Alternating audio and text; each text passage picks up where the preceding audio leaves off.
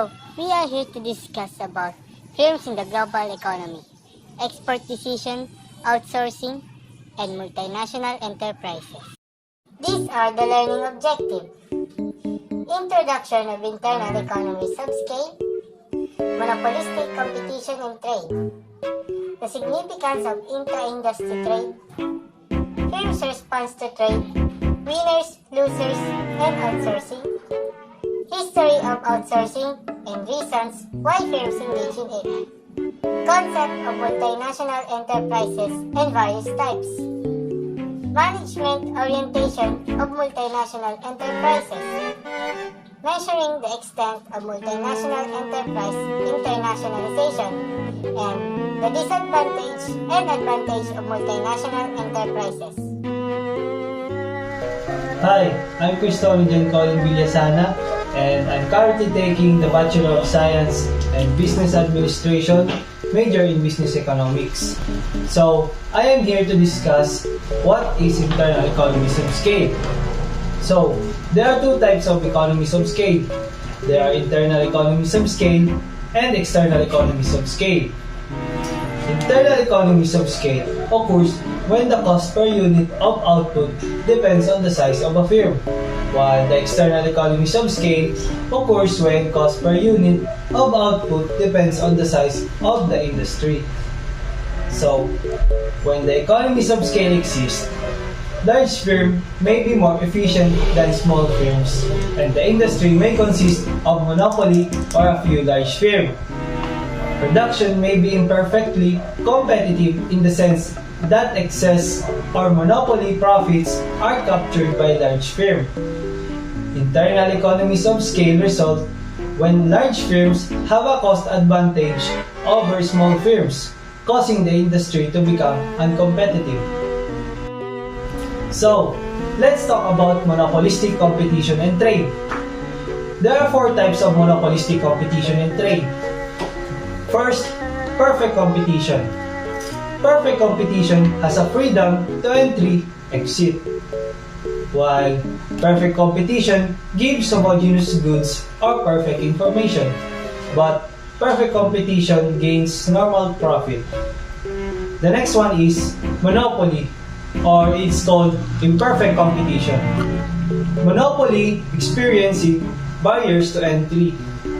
Monopoly takes higher prices than competitive markets, and monopoly takes the economies of scale. The next one is oligopoly.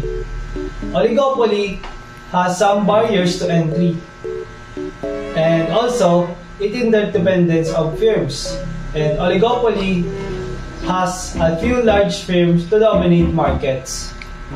And lastly, monopolistic competition. Monopolistic competition, low barriers to entry, but firms produce differentiated products and it gains less profit than monopoly. So, what we have here is the example of pure monopolistic, or it's called single firm. The monopolistic firm faces a downward sloping demand curve, shown on the figure as D. The downward slope of D indicates that the firm can sell more units of output if only the price of the output falls. A marginal revenue curve corresponds to the demand curve. Marginal revenue is the revenue that firm gains from selling an additional unit. Marginal revenue of a monopolist is always less than the price. For a monopolist, the marginal curve always lies below the D curve, while the monopolist earns some monopoly profits as indicated by the shaded box when profit is greater than annual cost. So, let's discuss about monopolistic competition. Monopolistic competition is a simple model of an imperfect competitive industry that assumes that each firm can differentiate its product from the products of competitors and takes the prices charged by its rivals as given. Underlying the application of the monopolistic competition model to trade is the idea that trade increases the market size. In industries where there are economies of scale, both the variety of goods that a country can produce and the scale of its production are constrained by the size of the market. By trading with each other and therefore forming an integrated world market that is bigger than any individual national market, nations are able to loosen these constraints. The number of firms in a competitive market and the price they charge are determined by two relationships. The more firms there are, the more intensely they compete, and hence, the lower is the industry price as represented by double T. The more firms there are, the less each firm sells, and therefore, the higher is the industry's average cost. It is represented by double C. If the prices exceeds average cost, the industry will be profit and additional firms will enter the industry. If the price is less than the average cost, the industry will be incurring loss and the firms will leave the industry. And now, let's talk about the significance of intra-industry trade. Intra-industry trade is a two-way exchanges of similar goods. It is also allows the workers and firms to innovate and learn on particular products. And it is about 25 to 50% of world trade is intra-industry. There's an example of a small country stands to gain more from integration than a larger country. Most prominent is the trade of the manufactured goods among advanced industrial nations, which accounts for the majority of world trade. So, for example, there are two countries with each annual market for 1 million automobiles. By trading with each other, these countries can create a combined market of 2 million automobiles. In this combined market, more varieties of automobiles can produce at a lower average cost than in either market alone.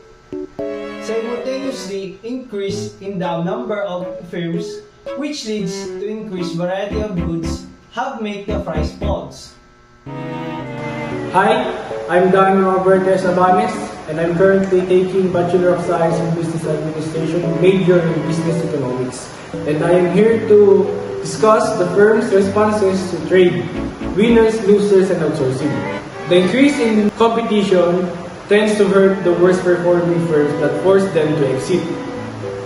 The best performing firms take the greatest advantage of the new sales opportunity and expand the most.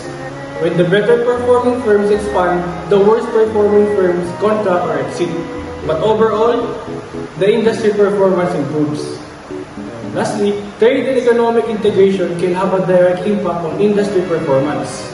It is as if there was a technological growth at the level of the industry. So what we have here is the different performance across firms.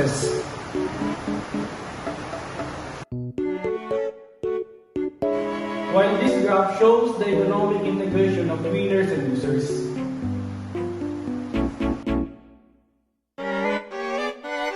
The question is, why would a firm choose to operate and affiliated in a foreign location? Well, that depends on the production activities that the affiliate carries out. These activities fall into two main categories. The affiliate replicates the production process elsewhere in the world, or the horizontal FDI. And the production chain is broken up, and parts of the production processes are transferred to affiliate location. This is the vertical FDI. Definition of horizontal FDI. Horizontal FDI dominates by flows between developed countries that is both the multinational parent and the affiliates are located in developed countries. The main reason for this type of FDI is to locate production near a firm's large or customer bases. Hence, trade and transport costs play a much more important role than production costs. While the vertical FDI is mainly driven by production cost difference between countries and products that can be performed in another location. Cost cutting. Outsourcing. Outsourcing is a business strategy that was first recognized in the 1989, then later became an integral part of business economics throughout the 90s.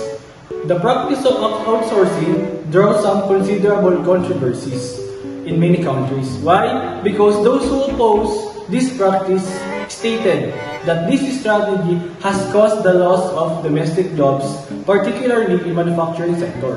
And those who support says that it creates an incentive for business and companies to allocate resources where they are most effective, and that outsourcing helps maintain the nature of free market economies on a global scale. Reasons why company outsource. So the first reason is to cost saving, because outsourcing can enable firms or organizations to accomplish work at a very low cost and with greater efficiency. Work performed overseas in developing countries can be performed at a lower cost basis. For example, Philippines has substantially lower cost of living and therefore lower wages. Industry statistics shows that outsourcing to the Philippines can reduce labor costs by roughly 70% and even closer to 90%, while at the same time providing livable wages to the local workforce. The second reason is to scale quickly. Outsourcing can also help their firms and organizations to respond to the increasing demand of workload by outsourcing to a third party that can handle the increased demand. Aside from the fact that there will be a specialist that will manage the production of your business. For example, your warehouse is too small and can accommodate or only can hold a total of 15,000 products or goods. But you can address this problem by outsourcing to a third-party warehouse that can hold triple of that amount. Focus on growth. One of outsourcing benefits is it helps you or us to focus on core areas such as the growth of your company. Since outsourcing means that you are quit some unimportant part of your business and having less distraction, making you more focused on creating a much better business strategy and offerings. For example, a DGC company hired a third party that managed their shipping and logistics. By doing this, the company focused more on the company's sale and accounting. And lastly, you have the access to the skilled employees. And you have no longer need to invest in recruiting and training employees for your business because there are a lot of outsourcing providers that has already access to those skilled employees. For example, Flatworld Solution. Flatworld Solution is an outsourced provider that takes care of these resourcing needs with their pool of highly skilled resources. So hi, my name is Austin Villanueva. I'm currently taking Bachelor of Science in Business Administration, major in Business Economics. So now I'm discussing what is multinational enterprises. So what is the multinational enterprises? It is a firm that operates more than one in multiple countries to be an multinational enterprises. These are the following criteria needed to be fulfilled. Number 1. Should own or control operation in multiple countries. Number 2. Should generate a substantial portion of its revenue by the foreign operation. Number 3. Should employ workforce from multiple countries.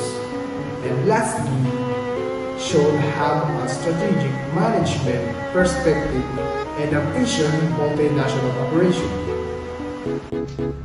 In addition, it is also known as the business entity whose activities are located multinational or MNC in more two countries.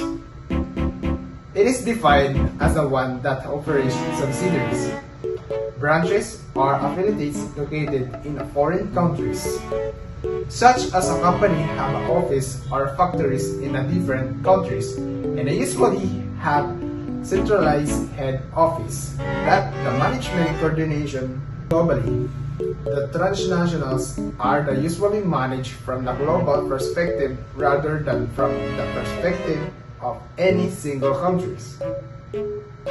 So what is management orientation? Attitudes and the behavior of the top management toward internationalization, thought abstract are crucial factor in determining the extent of the firm's internalization. So the first one is ethnocentrism, a predisposition where all strategic decisions are guided by the values and the interests of the parent firm. The second one is polycentrism, a predisposition where the strategic decisions are made to suit the countries of the firm's operation. The third one, the regiocentrism, a predisposition that tries to blend the internet of the parent firm with that of the subsidiaries on a regional basis. And the lastly is the geocentrism, a predisposition that seeks to integrate diverse subsidiaries through the global system approach of decision making. So let's proceed about measuring the extent of the multinational enterprise internalization. First is size. It is generally believed that firm size has positive influence on its internalization, but not accepted universally. Major criteria used for determining the size of the firm include sales revenue, profits, market volume, return on quality, and etc. Structure. Structure implies the number of countries a multinational enterprise operates in and the citizenship of its top managers and corporate owners influence the level of its internalization. And the lastly is performance. The extent of the commitment of the firm's resources to the foreign operation and the reward from these commitments. Various performance-based parameters, such as foreign sales, profit, assets, etc., may be used to gauge the extent of the firm's internalization. So let's talk about advantage and disadvantage of the multinational enterprises. So the first one is advantage. Cheaper labor, broader market base, tax cut multinational, and job creation. And for the disadvantages is a potential abuse of the workers, threat to the local business, and loss of a job. So now, this is the summary of each learning objective. Economies of scale internal to firms lead to break down perfect competition. Models of imperfect competition must be used instead to analyze the consequences of increasing returns on the level of the firm. In monopolistic competition, is an industry contains a number of firms producing differentiated products. These firms act as individual monopolistic, but additional firms enter a profitable industry until monopoly profits are completed. A large market will support a larger number of firms, each producing at a larger scale and thus a lower average cost than the small market. International trade allows for the creation of an integrated market that is larger than only one country's market. As a result, it is possible to simultaneously offer consumers a greater variety of products and lower prices. The type of trade generated by this model is the intra-industry trade. When firms differentiated in terms of their performance, economic integration generates winners and losers. The more productive firms thrive and expand, while the less productive firm contract. The least performing firms are forced to exit. Outsourcing is popular even before 90s. When cost saving became a cornerstone in several companies, outsourced resources, even if required, didn't necessarily leave a great impact on the business itself, as they were mostly customer service related jobs that were easily handled over the phone. Outsourcing is a useful business practice that later became an integral part of every businesses that is planning to cost-cutting and improve their competitive plans to gain advantage. A multinational enterprises is one that has business offices and operation into 2 or more countries in the world. The advantage and disadvantages of multinational enterprises shows us how the global economy tries to balance itself with their efforts. Cheaper goods are produced, infrastructure is developed, and skills are encouraged when investments go into the developing world. So, in the next video, they will be discussed about the instrument of trade policy.